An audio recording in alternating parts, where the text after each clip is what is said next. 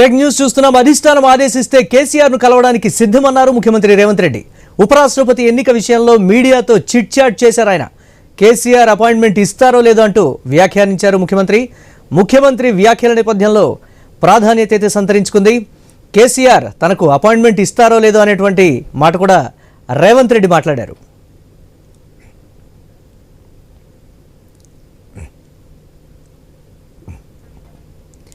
అధిష్టానం ఆదేశిస్తే కేసీఆర్ ను కలవడానికి సిద్ధమన్నారు ముఖ్యమంత్రి రేవంత్ రెడ్డి. ఉపరాష్ట్రపతి ఎన్నిక విషయంలో మీడియాతో ఆయన చిట్చాట్ చేశారు. అపాయింట్మెంట్ ఇస్తారో లేదో అంటూ కూడా కీలక వ్యాఖ్యలు చేశారు రేవంత్. దీనిపై మరిన్ని అప్డేట్స్ మా కరెస్పాండెంట్ స్వామి అందిస్తారు. స్వామి, రేవంత్ రెడ్డి చేసినటువంటి కీలక వ్యాఖ్యలకు సంబంధించి అప్డేట్స్ ఏంటి?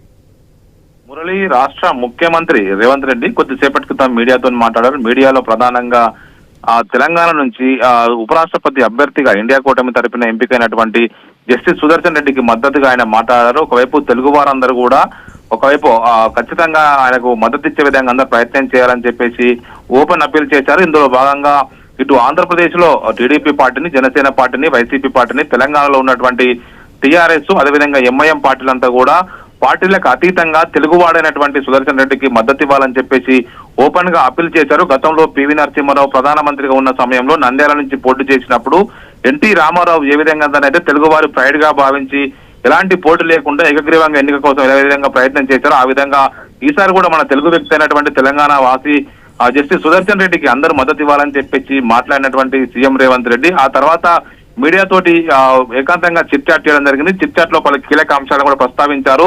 రాష్ట్ర ప్రభుత్వం చేస్తున్నటువంటి అభివృద్ధి సంక్షేమ కార్యక్రమాలను ప్రస్తావిస్తూనే మా ఇండియా కూటమి తరఫున మేము జస్టిస్ సుదర్శన్ రెడ్డిని గెలిపించుకోవడం కోసం ప్రయత్నం చేస్తున్నాము. మాకు ఓటు అంతా సంఖ్యాబలం లేకున్నప్పుడు కూడా అన్ని పార్టీల నుంచి అందరూ కూడా ఆత్మ ప్రబోధానుసారం రాజ్యాంగం విలువలు రక్షించడం కోసం న్యాయాన్ని ఇప్పుడున్నటువంటి జస్టిస్ సుదర్శన్ రెడ్డిని గెలుపు కోసం అందరూ సహకరించాలని చెప్పేసి అనే కోరారు.